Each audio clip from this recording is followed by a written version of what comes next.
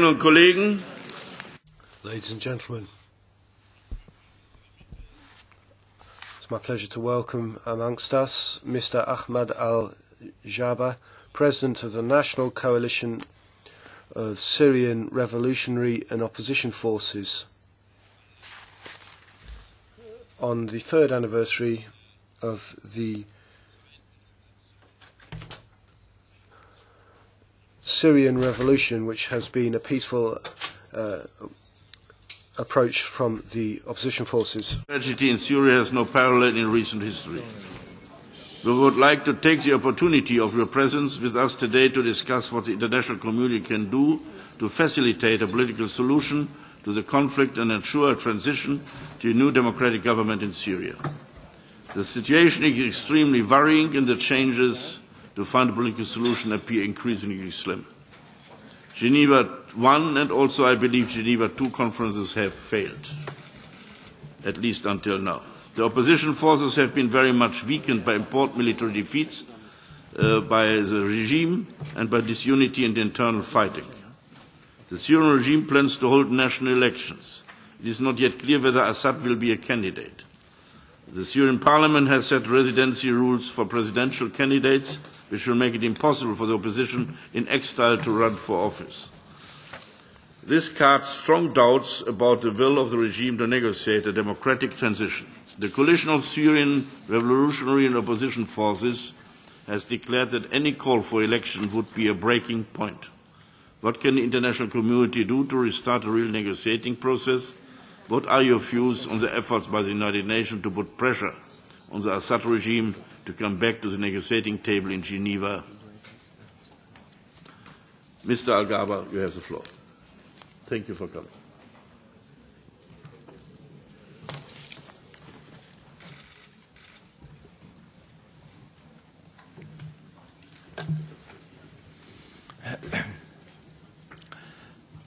صباح الخير.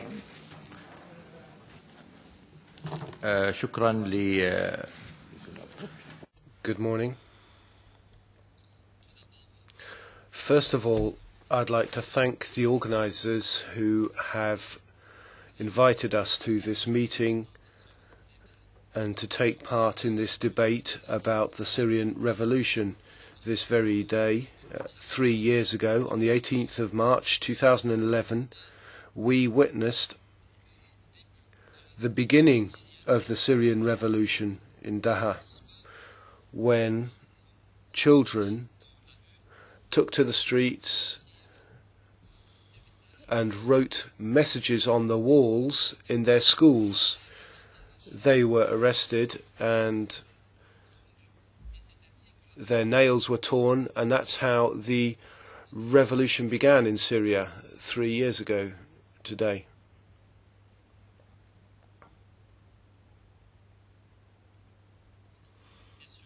Of course, you'll be aware of the scale of the disaster and tragedy in Syria. The regime in power is firing missiles and dropping bombs and using aircraft to bombard. We went to Geneva with a positive spirit, with a view to a political solution which would usher in a transitional period. Bashar al-Assad, as we see it, is not part of the solution. But, in fact, when we were in Geneva, and above and beyond the meeting there, we've seen over 5,000 civilians killed.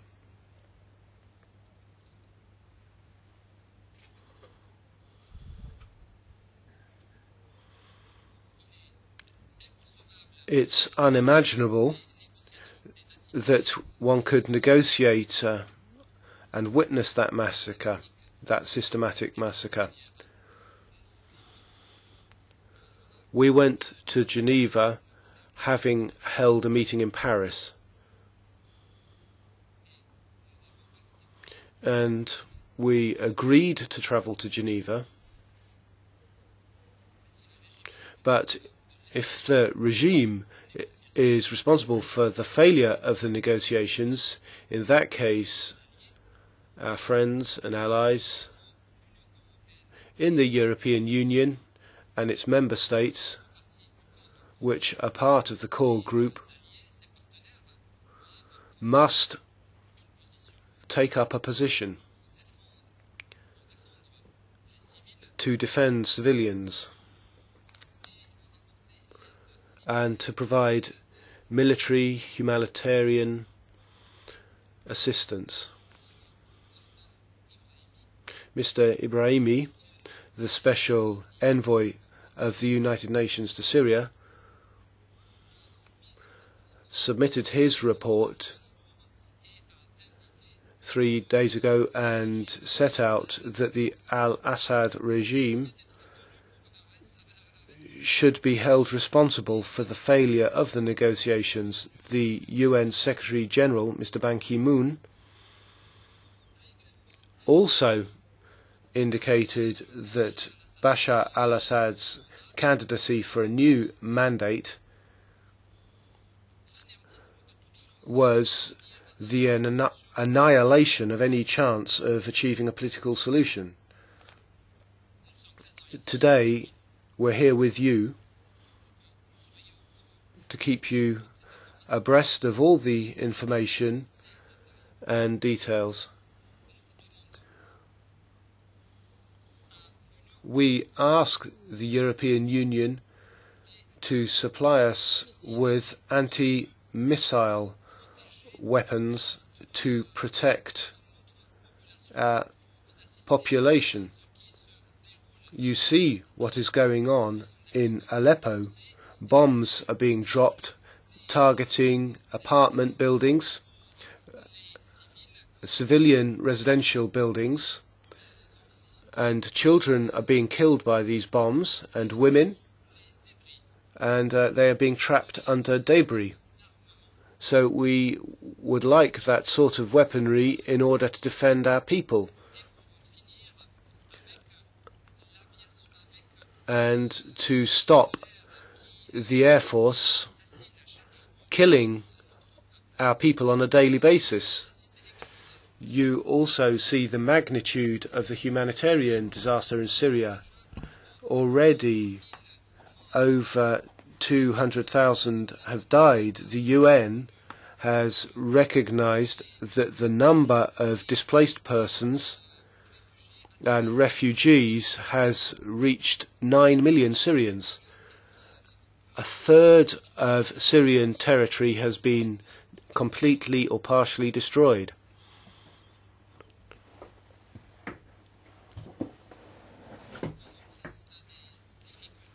We are coping with difficulties today, trying to treat the injured. Some victims today have been disabled. Our means are very meagre. We're trying to do everything we can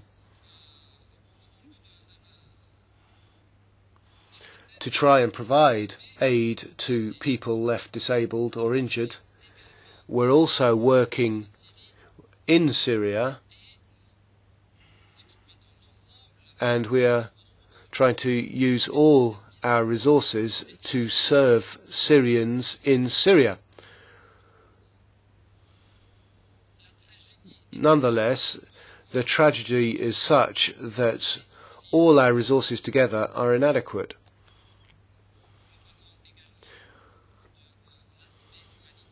We also talk about the humanitarian dimension.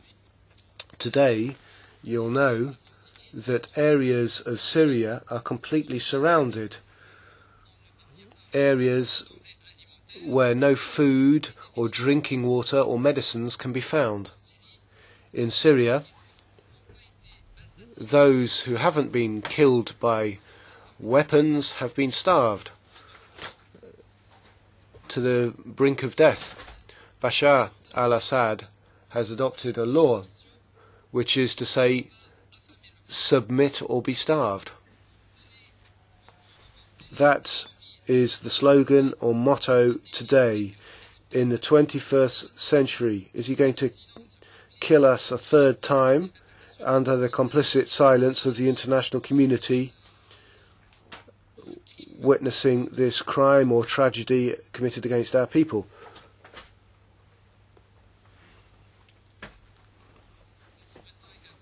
We'd also like to assert that we have shown up the scale of humanitarian aid, and now we would call for a resolution to be adopted within the United Nations under Article 7 of that organisation's statutes to identify humanitarian corridors. That's Chapter 7. We'd like a binding measure under Chapter 7 to ensure that all armed militias and all foreign groups armed and present in Syria are called upon to leave Syrian territory. The Syrian regime is allowing mercenaries into Syria, and it's firstly welcoming Hezbollah mercenaries and Iraq-based mercenaries and Iranian Guard mercenaries and Al-Qaeda mercenaries in their organisation to support the Islamic organisation in Iraq and the countries of the Levant. We've tried to fight that organisation, which is a terrorist organisation, and that organisation benefits from logistical support by the authorities. Our forces have fought that organisation over 4 months, and we've been able to free Aleppo, and we've been able to fight battles against the terrorist organisation, which itself is supported by the authorities. We are fighting the terrorism perpetrated by that organisation, which is an Al-Qaeda affiliate. We're fighting the al-Assad regime, and we're also fighting Iraqi mercenaries, Hezbollah mercenaries, Iranian mercenaries as well, and their terrorism.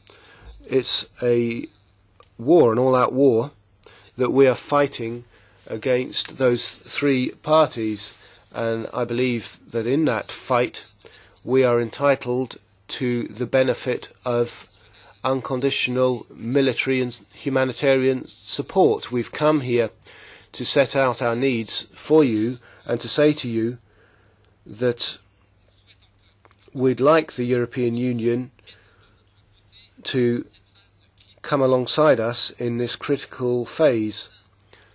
In the National Syrian Coalition, we'd like a free and democratic country based on pluralism, in which the majority can govern and the minority can play its role as an opposition. We'd like to see a government which is capable of protecting women, of protecting minorities. We'd like a state which can guarantee freedoms for Syrians, men and women alike. Thank you.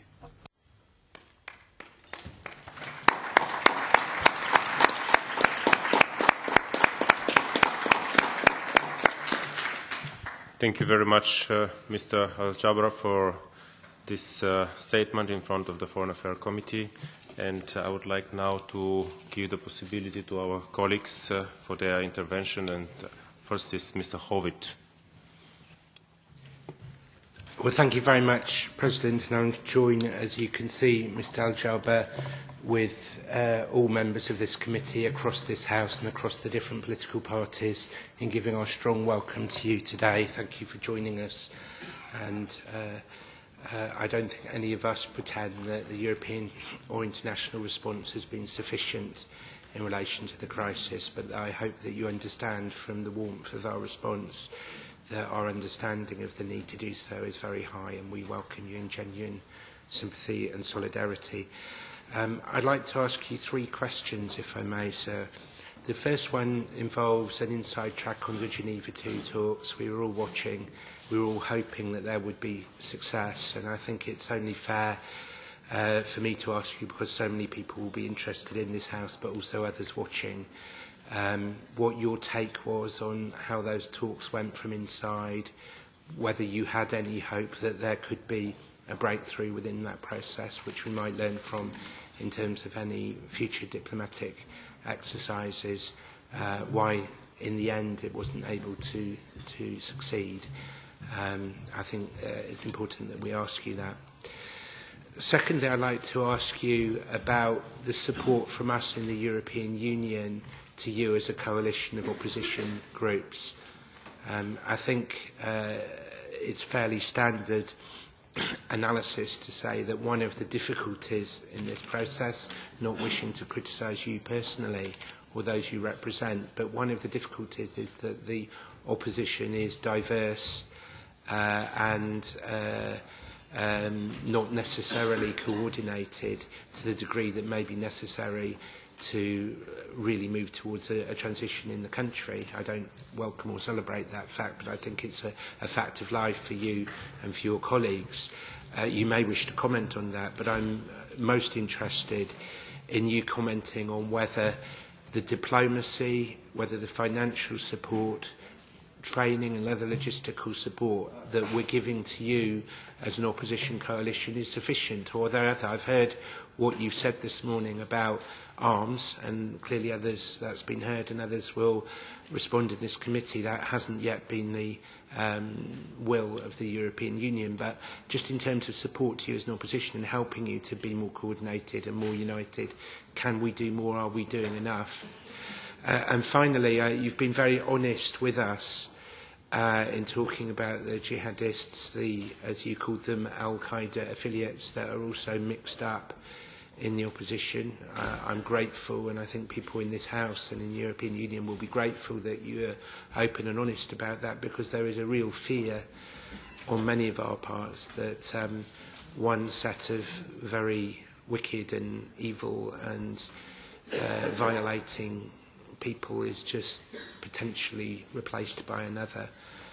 And I would like you to perhaps give us a bit more detail about how you can ensure that doesn't happen, to the very best, obviously, of your ability. I thank you again for everything that you've said.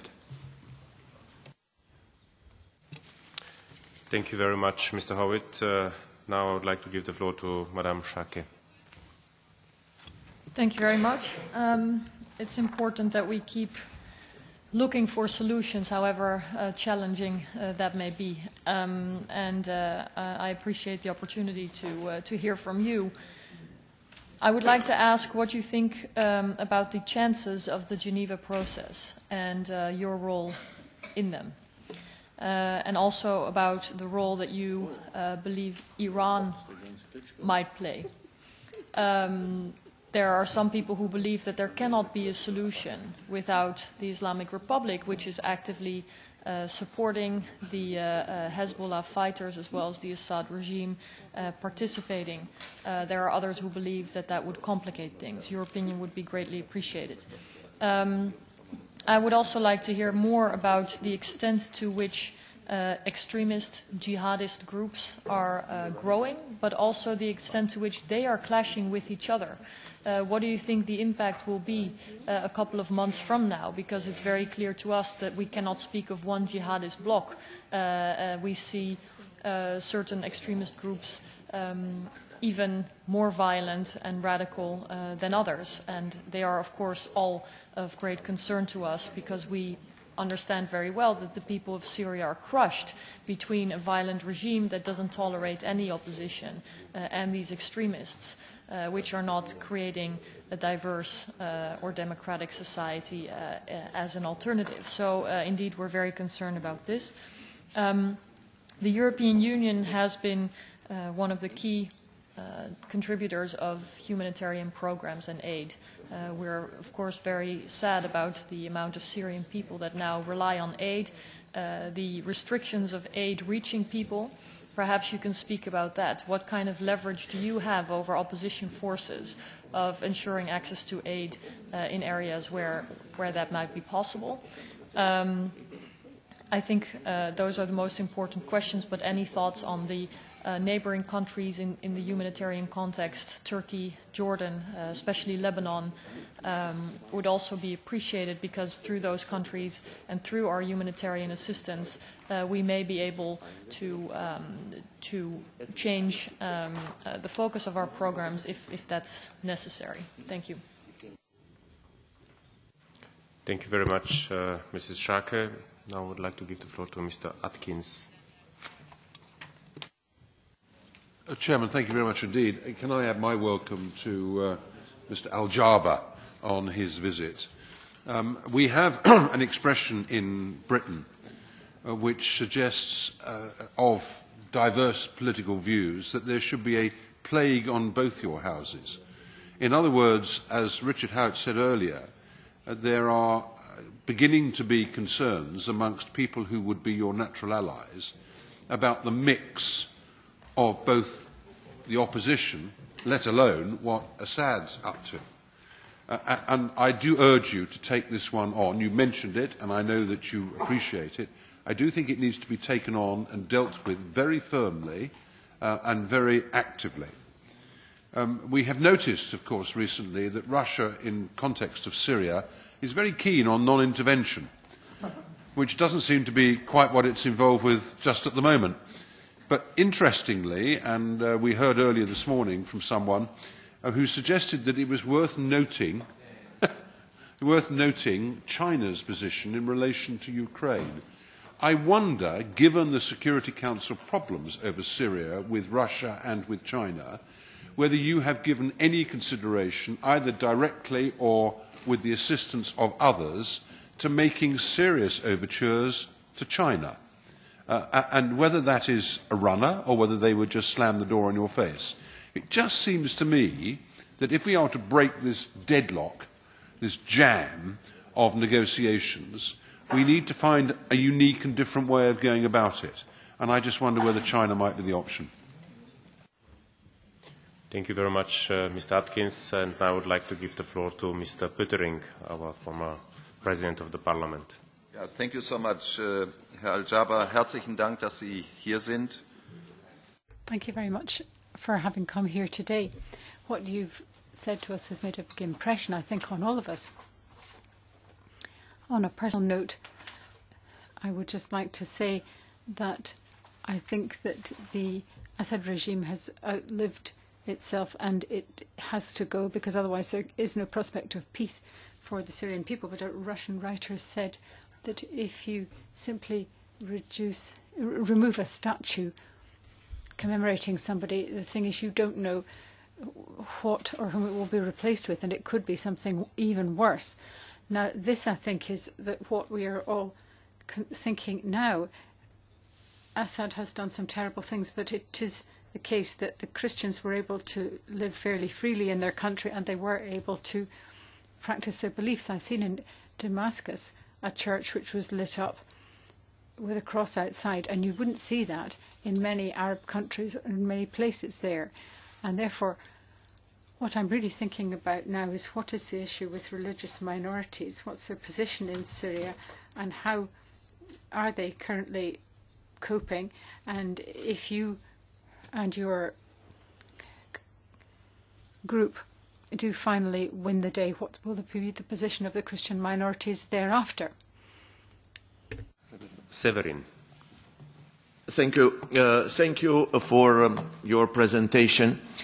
I follow it carefully, and I would like. I think I understood that you consider that the final solution is a political solution, and there is no military solution for this crisis. But I would like to have a confirmation if my understanding is correct or not. Could it be a military solution, or only the political solution is the way out?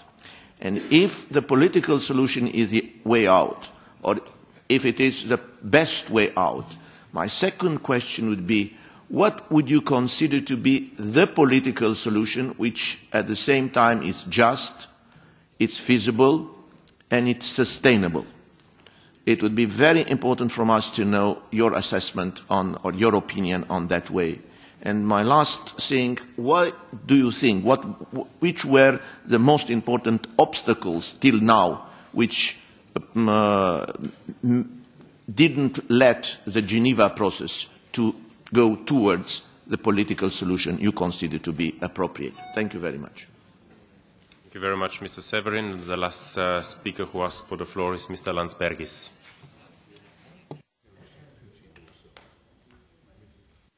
I would like to thank you very much for information and exchange of views. I would like to know what is now. Is there any end or at least progress with Assad's crimes against humanity?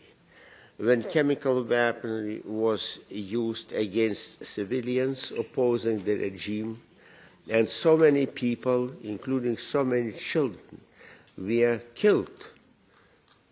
And where is international tribunal? Where is a call to it? If those natural means have been blocked in Security Council or elsewhere, I suppose that at least opposition in Syria cannot stay away and to challenge the democracies. How do you allow it? You understand that Russia is covering such crimes of Assad's regime, but Russia is so much compromised today in its own neo-totalitarianism that this question should be on the table. Crimes against humanity, chemical weapons against civilians and children. Where is that case now? Thank you. Thank you very much, Mr. Landsbergis. Mr. Al-Jabra, we have one more speaker who asked for the floor. This is Mr. Tannock. Thank you, Mr. Chairman. And about 2 years ago, I called publicly in the chamber for a no-fly zone. It fell on deaf ears internationally, sadly, and I think many tens of thousands of innocent lives would have been saved had the West progressed with that strategy. My question really now is, given the pariah status, increasing pariah status that Russia has managed to achieve in the last month or so as a result of its behavior in an aggression against Ukraine, do you think that this will have any significant impact in the thinking either in Washington or in the European capitals in terms of now undermining Russia's support for Assad by, for instance, thinking again about the issue of a no-fly zone? The use of the barrel bombs are particularly vicious and unpleasant in the killing of innocent civilians in your country. And I am told that the Americans, with their unique capability and standoff technology and cruise missiles, could inflict considerable damage on Assad's air defense system, and they could impose a no-fly zone if there is the political will to do so. And do you now think that, now that the fact that Russia has managed to, as it were, not only support the barbarous regime of Assad, but also upset a lot of the free world by its behavior, that there may be a new will now to look again at increasing the pressure on Assad to come to the negotiating table? Thank you very much, Mr. Tannock. Now, Mr. Al-Jarba, you have the floor to answer to the questions to the colleagues and to their ideas. شكرا للسيدات والسادة الذين. Thank you very much indeed. Thank you, everybody, for your questions and comments. First of all, the international response and the European response to the crisis, is it adequate? Well, no, of course it isn't. And I think that you can see how dire the humanitarian situation is in Syria. I think you can see how much help is needed, how much aid is needed, how much military and political support. It is a huge disaster that we have on our doorsteps. We know that the European Union has adopted very laudable positions, but as far as we're concerned, is that this is a revolution for freedom. It's a revolution to which we want people to be true. The European Union has supported us, and we want to be able to continue to rely on that support. Some questions have been asked about the Geneva process, and I shall take them all together.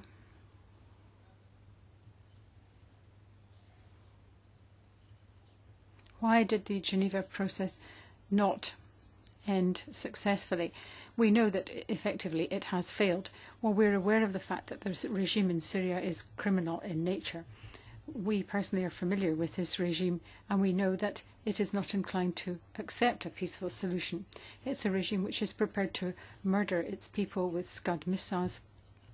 Therefore, this is a regime which doesn't want a peaceful solution. We haven't seen such murderous regimes. A regime which is prepared to use chemical weapons and is prepared to attack innocent civilians. The international community has got to condemn this.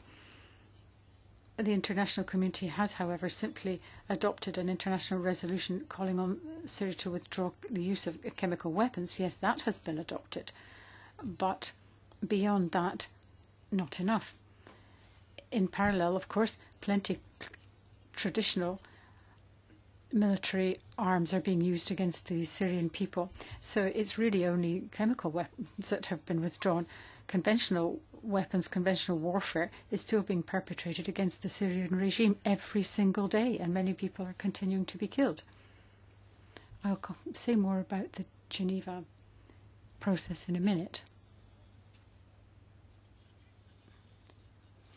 At the outset, the objective which was set was to try to come up with a transitional group which might eventually become a transitional government, a college which would bring together people who would be able to be election observers, who would represent the military and civilians, and for a year, 18 months or 2 years would be able to oversee a peaceful transition towards a situation where democratic elections could reasonably be held. So the idea was to set up a transitional body to oversee a transition from the current regime to one where democratic elections would be feasible.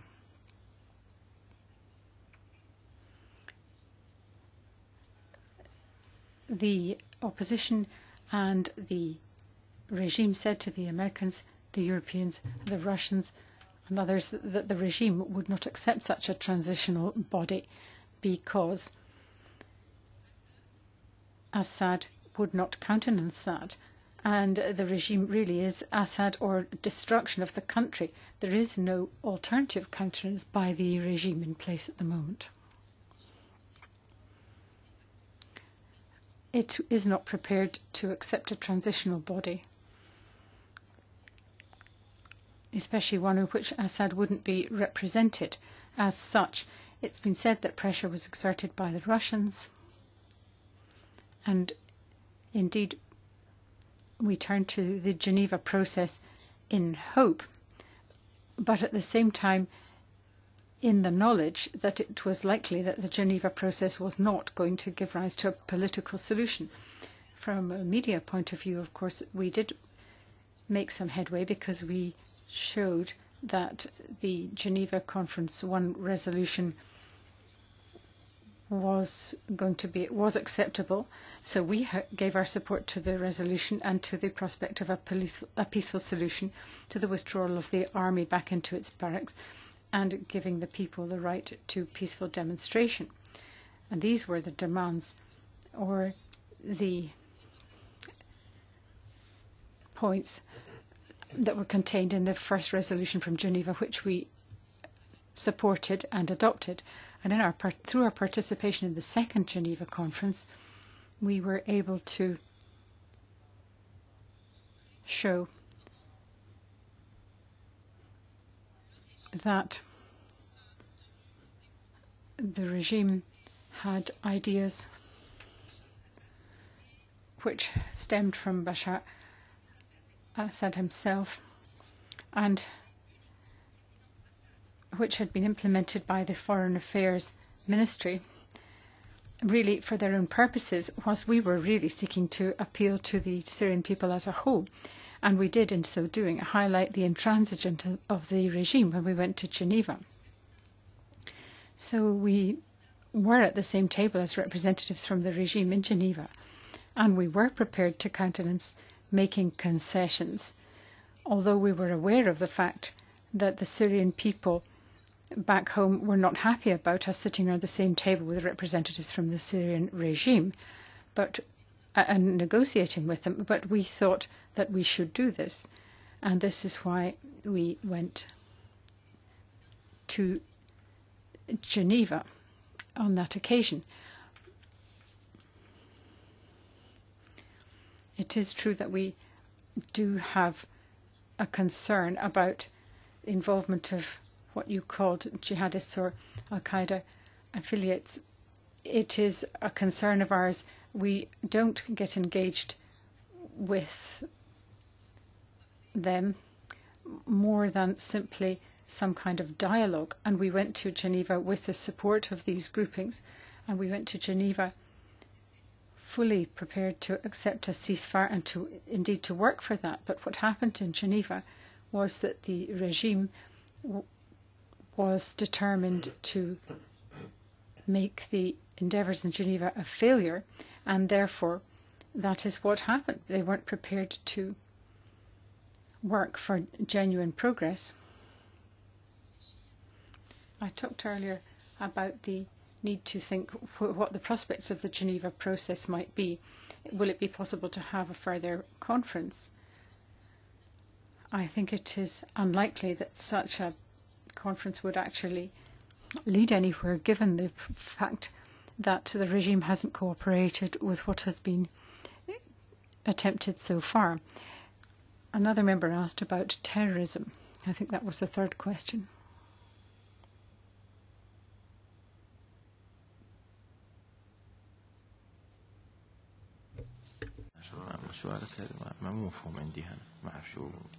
يعني انهم يقولوا انه الجهاديين اذا كانوا للاسف وصوصات بصير الاشرار.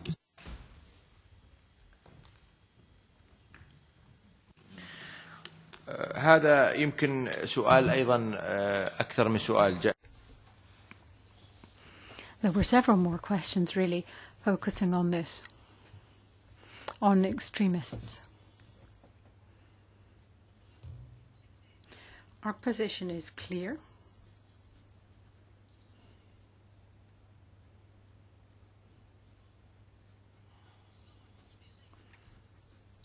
They have been present in the areas which have been freed by our forces, the Free Syria, and they have probably been present there for some 12 months now. There are areas where the extremists are probably in control, and in these areas we have been at war with them for around a year. They can be divided into two categories. Some of them came from the regime prisons in Syria, and they were sent to Iraq. When the Americans and the British were present in Iraq, they were sent there to participate in bombings and so forth. These are prisoners who were freed and are therefore now free to perpetrate violence within the confines of Syria. Then the next group comes from out with Syria. These are affiliates of al-Qaeda, and some of them have even come from Europe, as far as we understand it. It is, of course, important that we all realize, that you all realize, that we have been doing our utmost to combat these extremists. The regime, as far as it is concerned, has perpetrated violence against us and has never done anything to counter the extremists, whereas we have always tried to combat them through our actions. And we have been alone in trying to do this. At the end of last year, some of our combatants were involved in what I could only describe as quite a violent conflict with some of these extremists from Lebanon and Iraq and other places. And this war, which we engaged on against the extremists, has in fact caused a number of deaths. There are martyrs who have given their lives in this war against the extremism and the violence perpetrated by these extremists from outside. We have also had to take action against the Russians, who seem to be the best allies of the regime and who know full well that we were doing our utmost to combat terrorism. We, the Syrians, and you, as representatives in the European Union, have got to recognize that there is a great need to combat this terrorism from Lebanon, from Iraq, and also terrorism with its origins in the Assad regime. It is in fact a corrupt family. It's a corrupt regime which has committed terrible violence against the Syrian people. So we are having to act on several fronts in order to try to create a new Syria. Mention was made of Christians, of religious minorities. From a personal point of view, I would simply say that I live in an area where the majority is Christian. This is the town of Kamishli. And there are Christians from all different strands of belief. It was a village that was built by the French. There are Catholics in 1921. There are Greek Catholics, Orthodox Catholics, French Catholics. So this is a town which encompasses a lot of different religious strands and different religious beliefs. There are also Assyrians. My family has always welcomed Christians from any part of the Christian church into our village. Even the father of Bashar al-Assad, prior to his birth, was aware of this. I followed my studies in a Protestant school in primary. In secondary school, I went to schools, again, which were religious schools, and they were run by Protestant Christians and others by Catholic Christians. My teachers at the time are still largely in Syria, although some of them are not, but I am still in contact with many of them.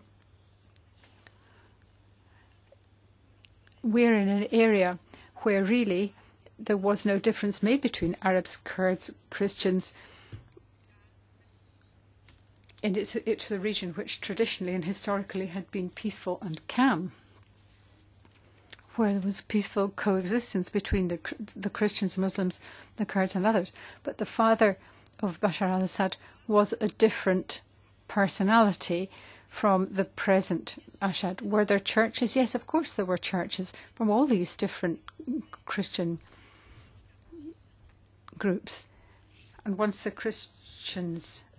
French left in 1946 up to 1970, the Christians had a particular status in Syria. They lived perfectly well, as did the Muslims for that matter. It was a country that lived in peace and in reasonable democracy despite the military coups. Democracy always won the day, and the Christians continued to live and be respected, enjoying the same rights and respect as the Muslims did. There was a Speaker of Parliament who was Christian, Said Sak. He was an Orthodox Christian, and that was at the beginning of the 50s. So there have been Christians in the very highest echelons of civil society. And this was traditionally the case. There are families which have been present in Syria for a very, very long time and have been an integral part of Syrian society. There are those who were not party to the continued French presence there. There are very, very many Christians who have made a huge mark on the history of Syria down the course of many decades and centuries. I was in Damascus for a long time. 7 months after the revolution, I left Damascus. I went to a church on Good Friday. And I visited the Assyrian patriarch, the Catholics, and I spoke to the patriarch, and I gave them my good wishes for their Christian festival. And this is how Syria traditionally was. It was extremely different from how it is now. And in the days of Assad's father, it really was like this. But now, of course, there have been land grabs and things are very different. Christians formerly were involved in industry. They were farmers. There were those who were involved in a number of different industrial activities, but some of them have now left and gone to Lebanon or historically to Canada. That was more recently. That was in, say, the 1980s. Quite a lot of them emigrated from Europe. And so the fact of the matter is that this regime lies, does not protect minorities, and the majority is only protected if democracy is in place. And we are in a country which respects diversity, which rejects terrorism, which has always fought tooth and nail against terrorism, and is in favour of diversity, of the rich mosaic which is Syrian society. This is the very image of modern-day society, minorities living together, and this is what is under such grave threat at the moment. There is propaganda perpetrated by the regime with the support of Russia, seeking to give the Western countries a different perception of what is going on in Syria. But in fact, we have been living through a black comedy, an absolute tragedy in Syria. There are missiles raining down on us, and they're not differentiating between Arabs and Kurds, Christians and Muslims. There are missiles raining down on us right, left and centre, and they are killing indiscriminately across all the majorities, minorities, ethnic and religious minorities. And we are living proof of the fact that 11,000 prisoners were killed in one prison, that there is no justice. This was a terrible crime. And we said 48 hours before the second round of talks in Geneva that this was a hideous crime, a humanitarian crime, and how can a regime possibly perpetrate this sort of atrocity? Then there was a question about China.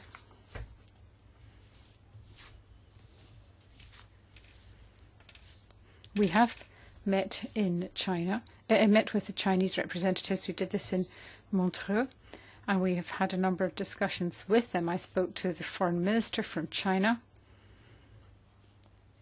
in a very useful meeting. He expressed his understanding for the situation that we were experiencing, and he gave me some insight into their thinking.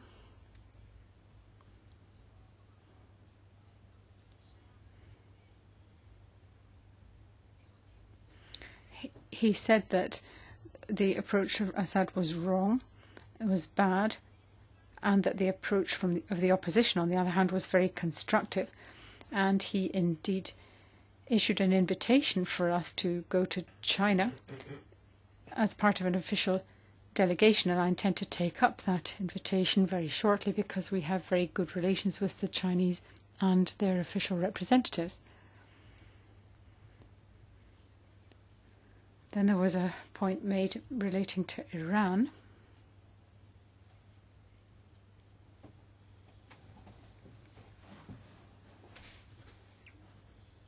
Iran was invited, and Iran accepted the Geneva I communiqué.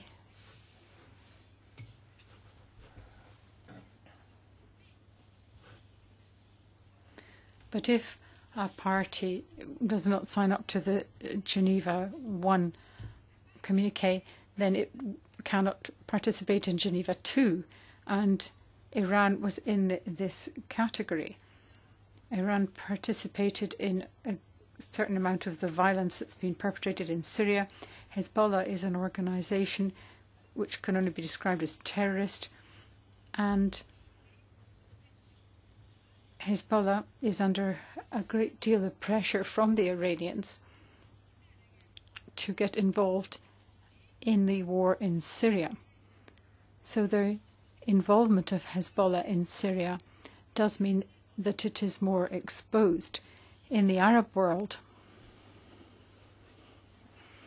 Hezbollah has participated in this war against the Syrians, the Syrian people, and Hezbollah did not accept the Geneva I declaration.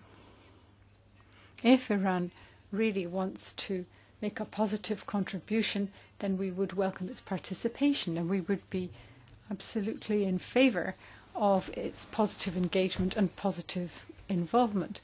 But it will have to ensure us that the representatives of the Republican Guard in Syria and Hezbollah withdraw from Syria first, and that it accepts the Geneva I agreement. Otherwise, we will not accept its involvement in Geneva.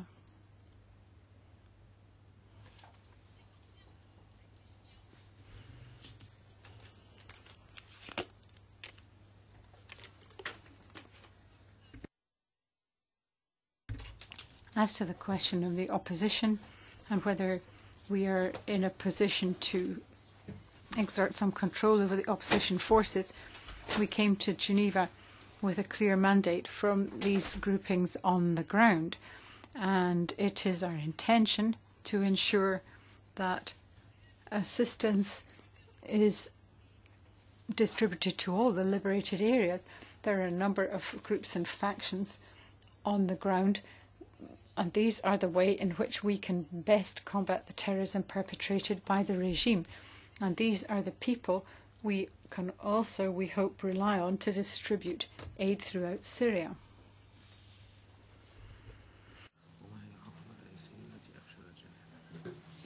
طبعا تكلمنا عن جنيف إنه العقبة الرئيسية هي النظام وعناده. We talked about Geneva, but the fact that the regime is so obstinate is really the first obstacle for negotiations, for the prospect of negotiations. Now, the question has been asked as to whether a military solution would be the way forward, but no. The solution must be political in nature.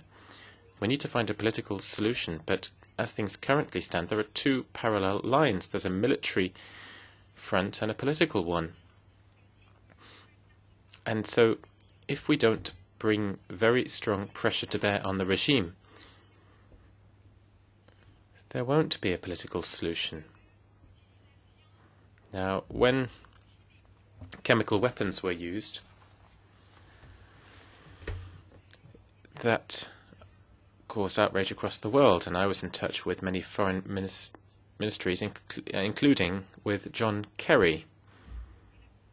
And when the United States, France, and the United Kingdom faced up to this regime, and when they threatened a military strike to punish the regime for the use of chemical weapons, well, then they accepted the idea of surrendering those chemical weapons, which is the proof, I think, that this regime only understands force, or the threat of force, and they will continue using force. So I think there are two parallel fronts, if you like. There's the political front and there's the military one. The balance of power needs to remain in favour of the coalition of the opposition so that we can reach a real political solution. We're in favour of there being a political solution. 1/3 of the country has already been destroyed, and so we need very quickly to move forward towards a political solution. But we do need to have force at our disposal so that we can neutralise the Syrian Air Force. If we can bring real pressure to bear on Damascus, well then you will be able to move towards a political solution. But we would like to reassure everyone by saying the following.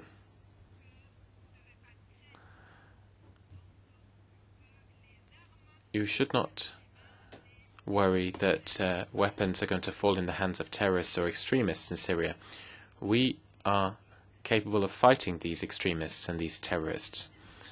They won't be on the scene. Their presence will be excluded.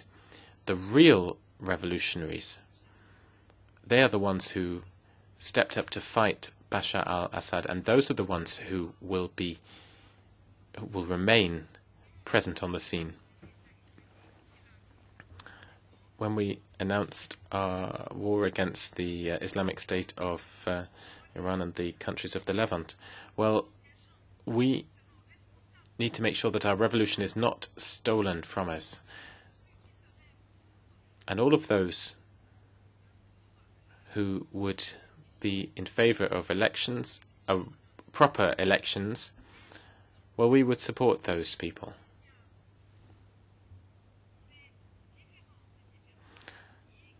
If there are ethnic or communitarian differences, well, that's one thing, but as long as representatives of those communities are also in favour of democratic elections, then we also will be in favour of the democratic process and going to the polls to decide our future. الحل السياسي العادل هو نحن قبلنا Now, for there to be a real political solution, and we agree that that needs to prevail, and we agree with the idea of Geneva, the idea of a body being set up, a transitional regime, as it were, including representatives of all of the moderate forces, and we agree with that transitional arrangement in principle. It has our support. The idea being that we use it to move forward to the setting up of a new Syria after democratic elections.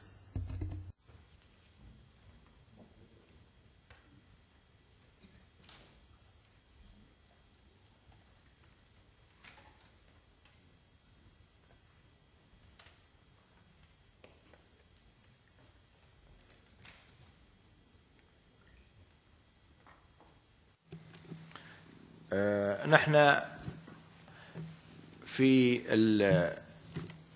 سوريا كما قلنا أن Now, in Syria, as we have already said, we are confronted with a humanitarian disaster. So a no-fly zone is not something that we can really envisage right now, and a no-fly zone isn't really a solution as things currently stand. We called for that when we were still in the first phase of the conflict. And the international community's silence there, that just made things worse. Now, what we need as things currently stand are weapons so that we can face down the air force of the regime. Now, on the subject of humanitarian assistance, you'll see that there's a large number of people who have been killed, including prisoners. People who have been killed outside of prisons as well. Women and children have been murdered. Now, women have played a major role in the Syrian revolution. They have played a heroic role, in fact.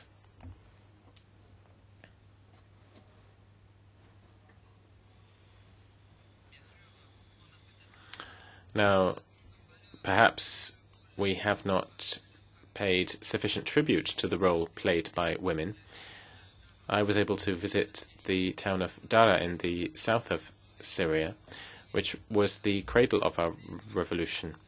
And there, I took part in prayers, and during that visit, I met with a woman whose child was lying in front of her with a broken foot.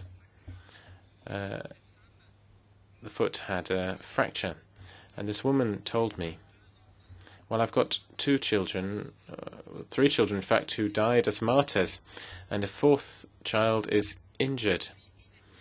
But this is the price of freedom. This is the price of democracy.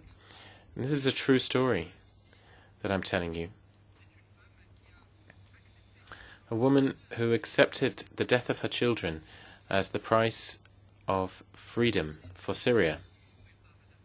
That is the role that women are playing in Syria, that the mothers of the country are playing.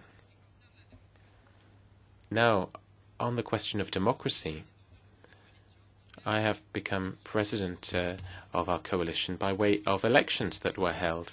We are trying to lead by example here. We have a president, vice presidents, we have a general secretariat, a policy committee, and to become a member of those bodies, you have to be elected democratically.